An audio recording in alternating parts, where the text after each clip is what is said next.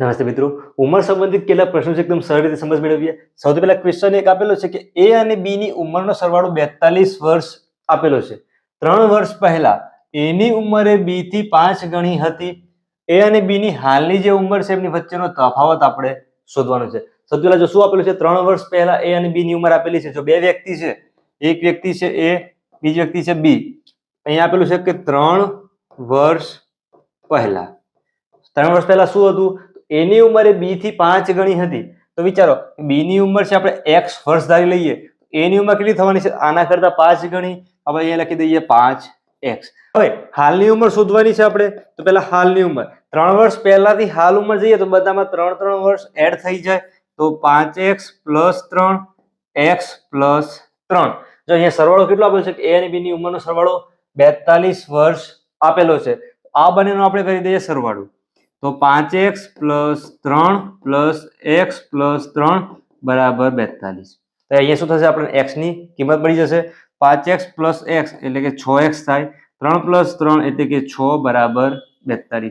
આ સમીકરણ ઉકેલ કરવાનો છે તો આજે +6 છે અને સામે મૂકેલે શું થઈ જાય, તો 6x બરાબર 42 ઓછા 6. તો 6x બરાબર 36 થાય છે. જો x ના જોડે 6 છે એ શેમાં છે, ગુણાકારમાં છે. તો સામે જાય તો શું થઈ જાય, ભાગાકાર. તો 36 ભાગ્યા 6. તો x બરાબર 6 વર્ષ. જો હાલની ઉંમર શોધવાની છે તો અહીંયા જો આ એ માટે છે, આ બી માટે છે. પહેલા આપણે લઈ લઈએ એની ઉંમર.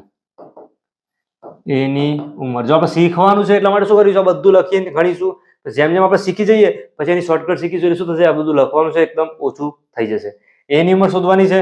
જો 5x પ્લસ અહીંયા હાલ માટે શોધવાની છે તો 5x + 3 છે એ લખી દો. 5x + 3 તો 5x છે તો 5 ના 5. x ની કિંમત કેટલી આવી છે, 6 આવી છે. અહીંયા મૂકી દો 6 + 3. તો 5 × 6 કરીએ 30. 30 + 3 એટલે કે 33. પાછળ લખી દો વર્ષ. અહીંયા બી ની ઉંમર શોધવાની છે તો બી ની ઉંમર બરાબર જો x + 3 છે. x + 3 બરાબર 6 + 3 બરાબર 9 વર્ષ. અહીં જો હાલની ઉંમરનો સરવાળો આપેલો છે 42. 33 + 9 કરો 42 મળી જાય છે. પૂછ્યું શું, એ અને બી ની હાલની ઉંમર વચ્ચેનો તફાવત. તફાવત એટલે બાદબાકી. તફાવત બરાબર શું થશે, 33 - 9. 33 - 9 કરીએ એટલે કે 24 વર્ષ. આ શું થયું, જવાબ. ખ્યાલ આવ્યો? એટલે કે એ અને બી ની ઉંમરનો તફાવત છે કેટલો થશે, 24 વર્ષ એ આપણો જવાબ. આગળ એવી રીતે બીજો ક્વેશ્ચન જોઈએ. 5 વર્ષ પહેલા અશોકની માતાની ઉંમર અશોકની ઉંમરથી 7 ગણી હતી અને 5 વર્ષ પછી માતાની ઉંમર અશોકની ઉંમરથી 3 ગણી છે. તો હાલની ઉંમર શોધવાની છે. સૌથી પહેલા જે આપણે છે લખી દેજો. બે વ્યક્તિ છે, એક છે અશોક, એક એની માતા છે. 5 વર્ષ પહેલાની વાત કીધી છે, અહીંયા લખી દો કે 5 વર્ષ પહેલા.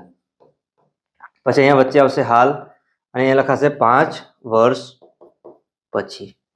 તો 5 વર્ષ પહેલા અશોકની માતાની ઉંમર એ અશોકની ઉંમરથી 7 ગણી હતી. વિચારો કે અશોકની ઉંમર x વર્ષ હોય તો એની માતાની ઉંમર કેટલી થવાની, તો 7 ગણી.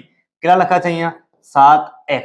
હવે 5 વર્ષ પહેલા હતું ને હાલ જોવું હોય શું થશે, આમાં +5 થાય. અહીંયા લખી દો x + 5 7x + 5. ખ્યાલ આવે શું થયું, હાલ આપણી જે ઉંમર હોય અથવા જો 5 વર્ષ પહેલા આપણી જેટલી ઉંમર હશે અને 5 વર્ષ અત્યારે હાલની શોધી હોય 5 5 એડ થઈ જાય. એવી રીતે હાલ આપણી ઉંમર જે છે એનાથી 5 વર્ષ પછી આપણી ઉંમર જોઈશું શું થશે, એની અંદર +5 કરવાના. 3 વર્ષ પછીની કીધી હોય તો +3 કરવાના. એ જો અને 5 વર્ષ પછી માતાની ઉંમર એ અશોકની ઉંમરથી 3 ગણી હશે.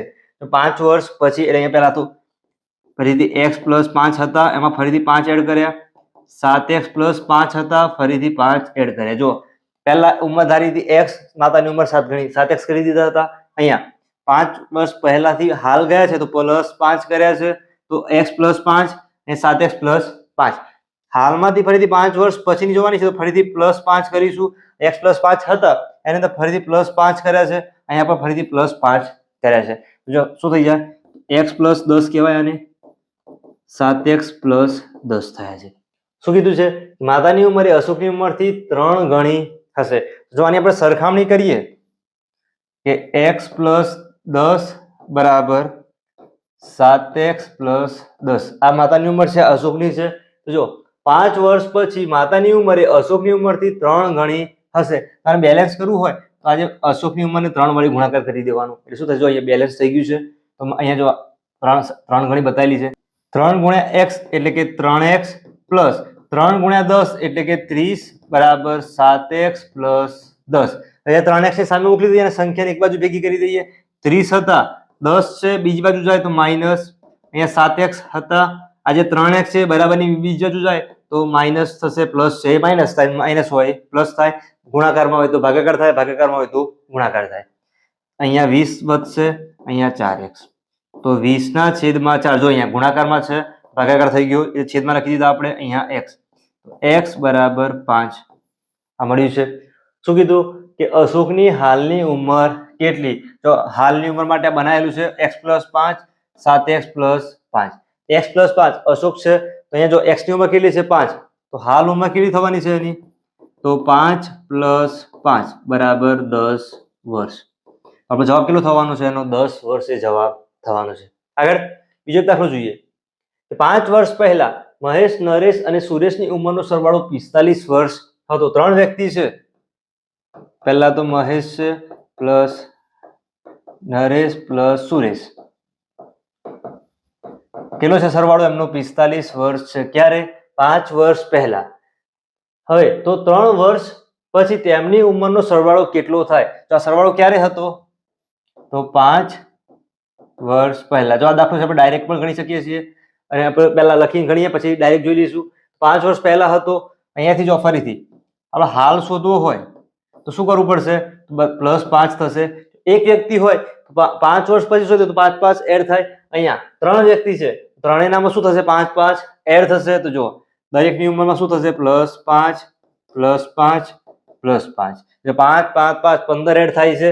સરવાળો કેટલો હતો? 45 હતો. શું થશે? પ્લસ 15 કરી દેવાનો એટલે કે 60. એ શું થયું? 60 વર્ષે હાલની ઉંમરનો સરવાળો. આગળ શું કીધું? તો 3 વર્ષ પછી હાલમાંથી ફરીથી ક્યાં જવાનું છે? 3 વર્ષ પછી. તો શું થશે? ફરીથી પ્લસ 3 પ્લસ 3 પ્લસ 3 એટલે કે પ્લસ 9 થવાના છે. 60 પ્લસ 9 કરીએ એટલે કે 69. આ શું થશે?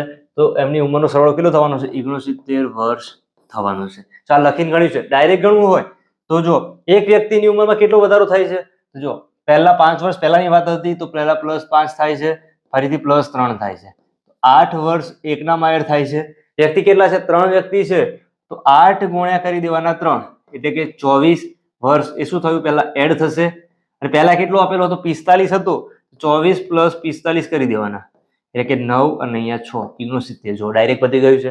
અહીંયા આપણે ગણી લાયા તો પણ કેટલો આવે છે? 69 આવે છે. કરવાનું શું? પહેલા મેથડ શીખવાની, મેથડ આપણે એકદમ આવડી જાય પછી એની શોર્ટકટ શીખવાની. તો શું થશે એક્ઝામમાં? અત્યારે તમે જો ડાયરેક્ટ શોર્ટકટથી શીખશો તો એક્ઝામમાં શોર્ટકટમાં ભૂલી જશો અને દાખલો શું થશે? રહી જશે. આવી જ રીતે એકદમ સરળ રીતે ઘણી રીતની શીખવું હોય ચેનલ યુટ્યુબ ઉપર સબસ્ક્રાઇબ કરજો. વિડીયો પસંદ આવ્યો હોય લાઈક સાથે શેર કરજો.